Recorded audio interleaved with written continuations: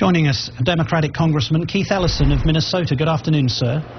Yeah, how are you? Pleased to be on today. Thank you, sir. We talk about the ability of corporate and union money to corrupt politics because of Citizens United, but when you look at the super PAC disclosures, isn't it just individual millionaires and billionaires who are literally shaping the GOP race?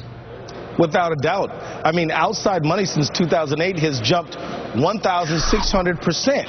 I mean, it's amazing how much these folks with these high net worth individuals are just telling people what they ought to believe and have the wherewithal to put it all in front of us. And because of the amount that they're giving, I guess there's a commensurate amount of influence on these candidates. Is that correct? Well, of course, they're not giving that money just to be charitable. They're giving it for influence. They're giving it for the purpose of influencing the dialogue. I mean, look at Newt Gingrich. He just got $5 million from one high net worth gambling magnate. And got another $5 million from that magnate's wife.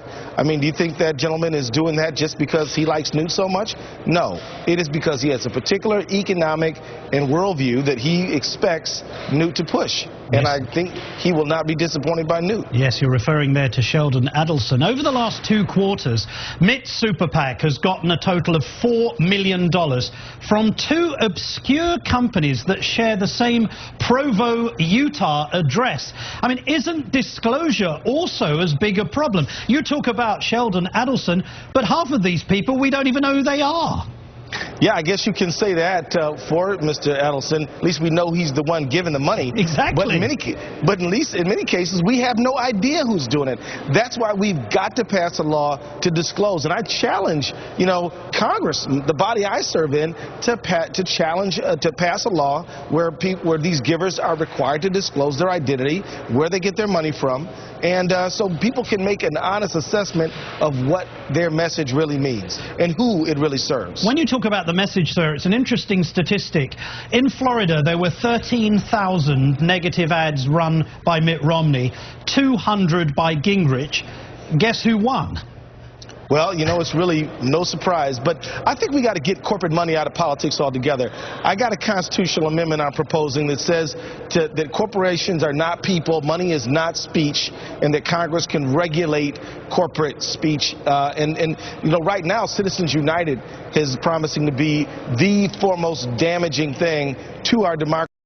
We need a movement to get a constitutional amendment to say no to it all. Politico is now reporting super PACs representing Mitt Romney and Rick Santorum have purchased more than $120,000 in airtime in Minneapolis. What are your feelings as these ads start in your district? And is this what the Founding Fathers meant by representative government? I think the Founding Fathers would be turning over in their graves to think that the plutocrats and the very rich are having this much influence on our democracy. I think it's not the idea that we had. This has nothing to do with we the people, which are the first 3 words of our Constitution.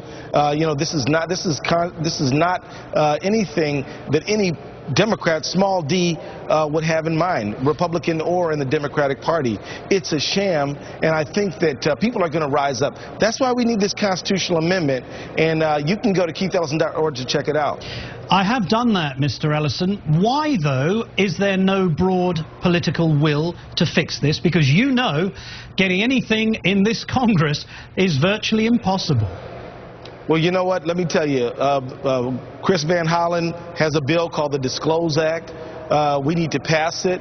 I think this is a bipartisan issue. I think people who identify Republican, Democrat, and Independent want to know where the money is coming from. If you poll on this issue, the American people want to know who's spending money to influence them in a presidential election. So it is somewhat of a surprise that Congress is not moving. Maybe that's a symptom of the problem that, maybe some of us are disproportionately influenced by the big money as opposed to the will of the people. I think, sir, that is the view of many of us. Congressman Keith Ellison, thank you very much.